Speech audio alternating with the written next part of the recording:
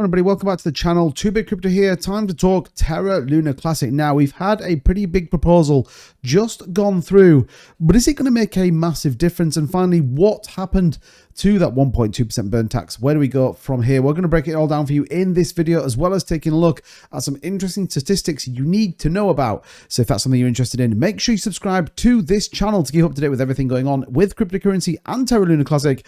And don't forget, smash a like on the video. And with that being said, let's take a look at the overall cryptocurrency market now. We're into a new day here in the UK, and the market looks like it's waking up. 3.41, a $1.71 trillion market cap, and we are starting to see Bitcoin maybe even retest 44, Ethereum on a very strong run right now. And as we come down the list, we have to go down to about the 82nd highest ranked cryptocurrency, Terra Luna Classic, 1484. Now, people may well be getting out of LUNC to get into things like Ethereum or many other coins that are now starting to move. Our volume is down a little bit, around 61 million, but this is important because when we take a look at the history of what we had, and more importantly what we expect to come through in terms of the Binance burn, you can see we've had a pretty good month, albeit very different to what we used to. And again, some big numbers out there: 156 million, 233 million, even as high back in kind of early December when Luna Classic was on a run, 1.3 billion. So very interesting. And don't forget, there is a second trading pair that we got. So we got the LUNC TRY pair. Is this going to add a significant amount to that burn ratio? We'll take a look about it. But what's going on? What have we had past? Well, namely this, the official Community Commonwealth platform. Now, it doesn't sound like the biggest deal in the world, but I've been talking about this now on my videos for a few times. The culmination of minds coming together to make one goal for Terra Luna Classic. Now, remember, we have one of the best communities out there. There are people that genuinely want this to succeed. There are people that have been working on this for free. There's people being absolutely giving everything to this project. I myself have been covering this on my channel now since the collapse, and we all want the same thing. We want this project to succeed, and I guess this is important to a degree. It gives us a home in which things can be discussed before it goes into a formal voting process. Now, it's understood anyone can create Luna Classic Commonwealth to discuss future proposals, so technically no governance vote is required. However, the proposal aims to depart from the current third-party arrangement to enhance moderation and ensure consistency by establishing an official governed forum. The existing third-party platform has exhibited numerous inadequacies, serious cases of racism, doxing and harassment, poorly moderated, and in most instances not addressed at all, requiring urgent need for improvement. So ultimately what we're going to get is a better quality of discussion, and I think that is an important part.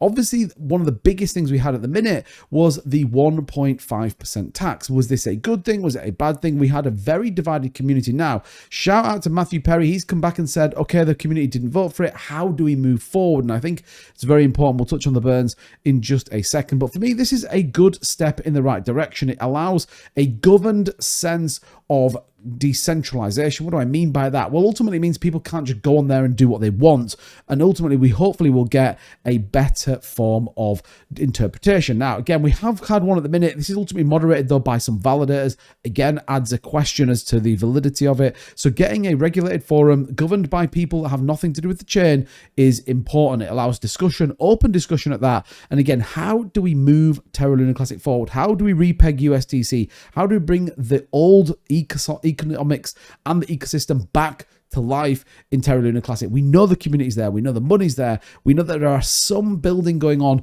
right now. So this for me is an important step in the right direction. And it's something you might be thinking, okay, 2Bit, that's great. All right, we're going to bring Commonwealth back. Why are we seeing the price push down? Well, I wanted to kind of bring you back to this here. We'll take a look at some stats right now. So we burned another 337,000 already just today. Yesterday we did burn in around 71 million Luna Classic. Likewise, USTC 122,000. So we continue to burn. Now, if you remember a while back, I talked about a lot of LUNC being unstaked. Only 2% we actually got unstaked after that big rise. And for me, that was about people selling, people taking the opportunity to get out. Remember, if you bought in the twos, you were down for such a long time. People trade on emotions. People see an opportunity to exit and don't see the longer term plan when it comes to something like Luna Classic. So people will have got out. What's interesting in the last couple of days, we actually are now starting to see the reversal. People restaking their Luna Classic, getting back into the ecosystem and holding their coins, and I think this is important. That's why for me we've seen this push down. We saw this big push down. If you look at this big sell-off, you can more or less correlate 21 days back to where we saw the big move up. It's very interesting. So the 24th of December, and again you see the big run up the 4th. So pretty much bang on, 21 days that we see, which was ultimately the height where people went, okay, I'm going to undelegate.